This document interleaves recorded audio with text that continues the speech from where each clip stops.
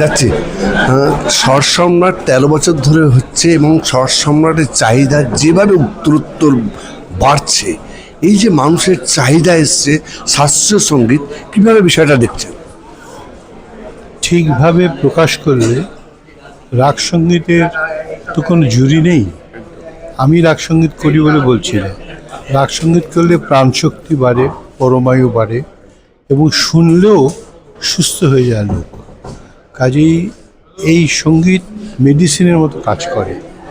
সেই সঙ্গীতের মধ্যে যদি সততা থাকে, 13 বছর ধরে তেজেন এবং তার পরিবার সৎভাবে এই চেষ্টাটা করছে, সেটা রিফ্লেক্টেড হয়েছে।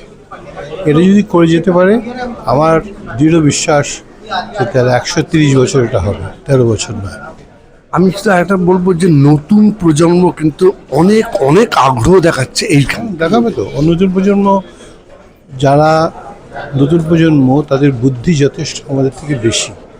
তাদের যদি সৎভাবে ভালোবেসে বোঝানো যায়, তারা অনেক বেশি করে এটা গ্রহণ করবে। কারণ নতুন প্রজন্ম তো আমার কন্যা নতুন প্রজন্ম, তারপরে আমার নাতি সেও নতুন প্রজন্ম। ওরা তো এর মধ্যেই আছে, 16 আনা এটার মধ্যেই আছে।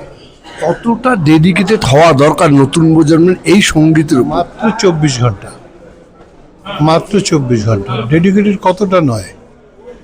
মাছ জলে থাকলে বাঁচবে, জল থেকে তুলে নিলে মৃত্যু। ধন্যবাদ।